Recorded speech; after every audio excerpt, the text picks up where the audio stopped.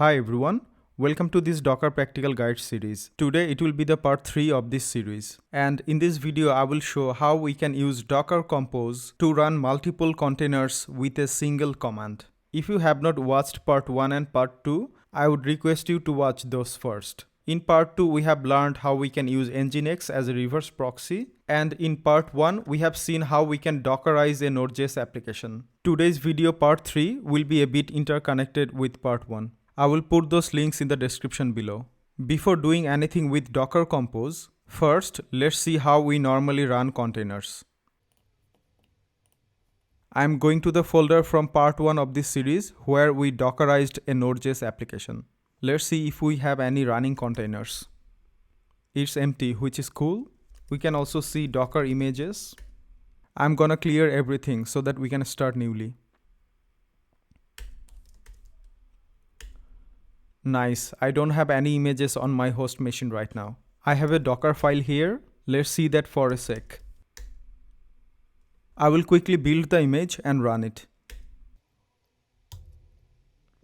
Right now the container is running in the background. Let's try that. Okay, cool, it is running.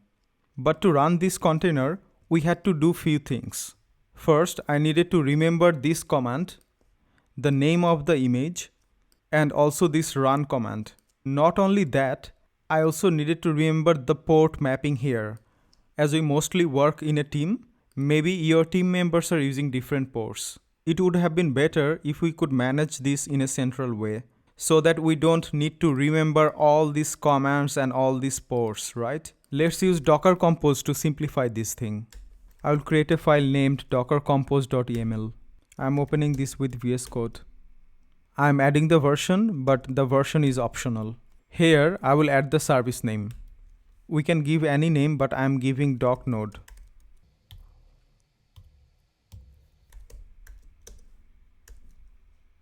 I'm saying to build the current directory. And here, we can give the port mapping. Here, this port is the same as in Docker file here. Now let's try to run this Docker Compose file.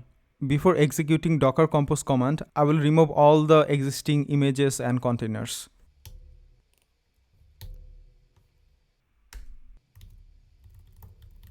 Cool, everything is clean now. Let's run the container with Docker Compose. If Docker is installed in your machine, then this Docker Compose CLI will be available automatically. Let's try Docker Compose up. So we can see it is downloading the image from Docker Hub. We can wait for that. Awesome, so we can see successfully built, and then it is also running the container for us. As we gave this port in the port mapping, we can try to hit this in the browser. And of course this old port will not work anymore. Let's refresh. It doesn't work, and let's try with 5001. Awesome, it works here. Let's compare two ways side by side. Previously I executed two commands separately. One is here, another one is this one, right? And we wanted to build it for the current directory, and also here I gave current directory. Previously I gave the port mapping here, and with Docker Compose YAML file we can also define our port here. And for running the container with Docker Compose, we can just do Docker Compose up, which will do everything for us. And we don't need to remember a lot of things. After creating this Docker Compose YAML file, we need to commit this to the source control, for example GitHub, so that everyone in the team can pull the code and just run Docker Compose up. Then it will do the rest for us. We can also run Docker Compose in the background as detached mode. The container is running. Let's try that in the browser. Awesome. We can execute Docker PS to see the running container. Nice, we can see the container here and also the port mapping. To stop the containers, we can do Docker Compose down. It is stopping the container. Now if I do Docker PS, then we see the container is gone, cause the Docker Compose down actually stopped and also removed the container. So far so good. We have actually simplified the whole process with Docker Compose. But the main purpose of Docker Compose is not only simplifying one container. Let's say we have one Node.js application which needs Node, Mongo, and also Redis. And if we want to build and run those containers manually, not with Docker Compose, it will be a lot harder to manage. And here Docker Compose makes our lives easier by providing a way to configure all the dependencies in a single file called Docker Compose YAML. And with just only one command, we can run everything. Cool, let's see how we can add MongoDB now. Before using the MongoDB image from Docker Hub, I will see if my local MongoDB is running or not. If I try Mongo, seems like it is running. I will stop the MongoDB service in my host machine. Cool, let's try Mongo now. There is an error here, couldn't connect to server, which is expected. Let's go to our code editor. In the same level of doc node, I will add another service. Let's name it MongoDB. We need to provide the image name, and this image name should be same as in Docker Hub. The name of the official MongoDB database is Mongo. Let's copy this. We can use it here.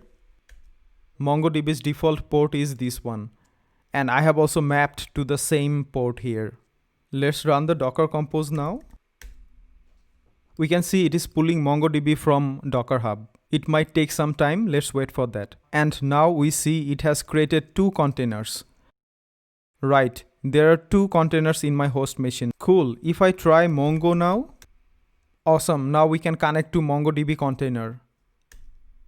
In our real life applications, our API service will always depend on the database. So here, this Node.js application will always depend on MongoDB, right?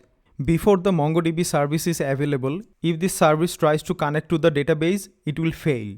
That's why we need to make sure MongoDB service starts before this doc node. We can tell this to Docker Compose that this doc node is actually depending on this MongoDB service. Let's do that. We are saying you are depending on this service. If I run the Docker Compose again, as we can expect, it is working fine. For this example, our Node.js application is pretty simple here, which only returns the distro dev show Docker series in the response. But I will create a separate video to show how we can create REST API and connect to Mongo database. Of course, this is not everything from Docker Compose. You can read more from official Docker Compose docs. I will also create more videos for this Docker Practical Guide series. I hope you enjoyed the video and learned at least a little bit of Docker Compose. And if you did, please click the like button and subscribe to this YouTube channel somewhere here. Also click the bell icon to get notifications for future videos. See you in the next video. Thanks a lot. Ciao.